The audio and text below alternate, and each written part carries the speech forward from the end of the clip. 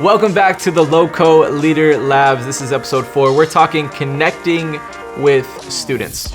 In ministry, as within life, relationships win.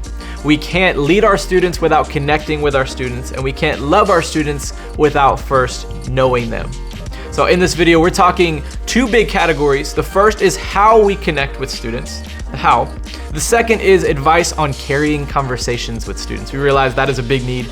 Middle school students especially, man, we need some help. So second category is advice on carrying conversations with students. So let's start with the how. Let's start with the first one. We're gonna break this into 2 subcategories. The first one is inside of youth group, at youth group. The second is outside of youth group.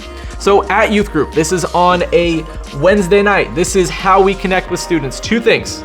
Number 1 is we learn our students. We know their name. We know what they're into. We know their phone number. We know their school. We know their grade. We know who they are. Here's why. When it comes to connecting with students, again, everyone wants to be known. That's a sign of being cared for. And also when it comes to conversations, this is how you launch into some real conversation. You start with, hey, how's school going? But you already know, hey, in school coming up is this big test and you're asking about that. That is the way that we launch into a deeper conversation. So number 1 for how we connect with students at youth group is we learn our students. Number 2 is we prioritize our students. Listen, we have created an incredible family here with our leaders. We say that we love people too much to become like family. That has become our dream team here, our team of leaders.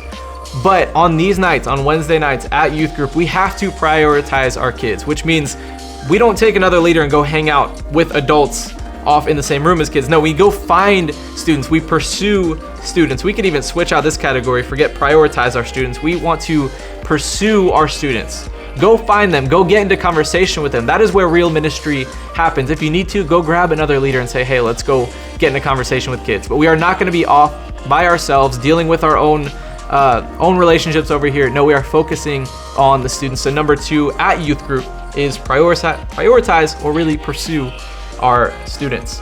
Let's talk outside of youth group really quick. 2 more things. First one is text your students weekly. These are individual text, not group text, because kids know this, we know this. Group text can be annoying. We would love for you to send 2 texts at least every week. The first one really just, hey, you coming to youth group tonight? And of course, if they respond, yeah, then you're like, okay, cool, can't wait to see you. It should never be a guess for you whether your small group students are coming to youth group. You should know every single week who's coming and who's not and why they're not coming. If they simply fall off and just start ghosting you and not texting you, that could be a sign. But honestly, the kids that are invested, you text them, hey, how you doing? You gonna be there tonight? They should respond. You should have a good estimate of who's gonna be there on those nights. The second text is gonna be just, hey, how's it going? And the more you get to know them, the more you understand what clubs they're in, what sports they're playing, fill that in. Hey, how's baseball going? How is the play practice going? Whatever it is, man, invest in their lives. That is outside of youth group. Shoot them a text. Make sure they know that you are thinking about them more than just on Wednesdays. They should not be surprised on Wednesday nights that you know their lives. We should be investing deeply into their lives. So text your students weekly. Very similar. Number 2, interact with them on social media. Students love attention. Students invest way too much, honestly, in their online profiles and their online social media lives. So that is an easy win when it comes to relational equity with students, is to be right where they're at. So outside of youth group, interact with them on social media. Like their photos, comment on things. As you gain equity, slide in their DMs and be like, dude, that picture looked awesome, where's it at? Whatever it is, go ahead and at least follow them, be involved in their social media lives. And that's honestly another area of discipleship that you can talk about and just say, hey, you posted this, tell me about that. It's a conversation starter, it's an area for discipleship, and it's a way to connect. So let's switch gears. Category number 2 here is connecting or carrying conversations with students. Let's be real, talking to students can be difficult sometimes, especially middle school. They're not adults yet. Some of them don't have the social skills quite yet to carry an adult conversation, but you know what? That's what we're here for. We are here to just be with them and love them right where they're at. So I'm just gonna give you 3 types of conversations that I learned about from a youth pastor out in California, and I think it'd be beneficial for us to learn. The first one is this: superficial conversations. And those are just the easy ones that you walk into of, hey, what school do you go to? How'd you wind up coming here? How have you been? These don't take a genius to come up to, just initiative. Have a few of these ready to go. What is your go-to question? Hey, how's this week been? Hey, did you watch the Super Bowl the other night? Whatever it is. But these are the superficial conversations. Don't get stuck here. These conversations should springboard us into the deeper ones. The next level of conversation is serious conversations. Look for opportunities to ask deeper questions.